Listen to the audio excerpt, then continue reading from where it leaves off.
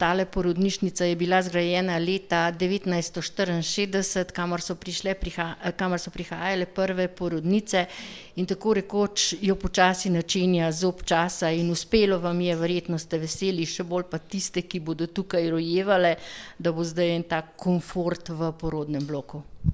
Ja, res je. Od leta 1964 do danes praktično ta bolnišnica ni doživela večje prenove, tako da smo res veseli, da je obnova porodnega bloka uspela. Pridobili smo res 5 lepih novih sodobnih porodnih apartmajev.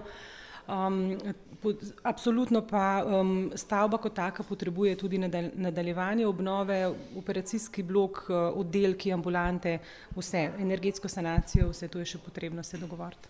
In koliko porodov je v celem letu tukaj v vaši porodnišnici? Okrog 1400 se nekje številka vrti že kar nekaj let. V zadnjih letih nekoliko na splošno število porodov v Sloveniji upada, vendar pri nas smo kar še na istem ostali, tako da tega smo zelo veseli. Tudi letos imamo dejansko več porodov kot lani v tem času, tako da smo kar zadovoljni. Koliko časa je potekala tale prenova? Prenova celotnega bloka je trajala dobro leto, predvsem zato, ker smo na opremo potem nekaj dlje časa čakali, ker smo še pridobili dodatna sredstva za opremo porodnega bloka, ne samo za gradbena dela. Koliko je bila vredna investicija, sicer pa je lastnica država same bolnišnice za ginekologijo in porodništvo v Kranju?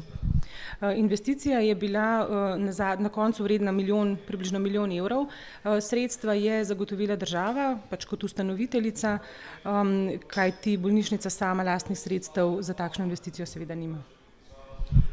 Po otvoritvi novega porodnega bloka pa ste naslednje jutro podali odstop. Zakaj ste se odločili? Letos mineva 2 leti, odkar ste prevzeli bolnišnico. Vemo, da ima tudi likvidnostne težave.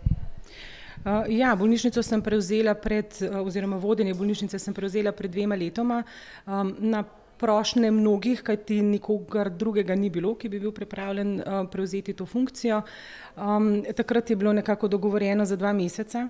Ostala sem 2 leti, v tem času se je naredilo kar veliko. Zdaj pa mislim, da je pač moje delo tukaj končano.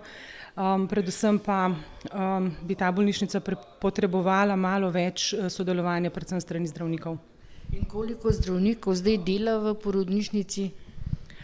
Imamo 2 pediatrinji, 3 anesteziologe in pa 8 do 9 ginekologov, odvisno kako štejemo, ker imajo delne zaposlitve.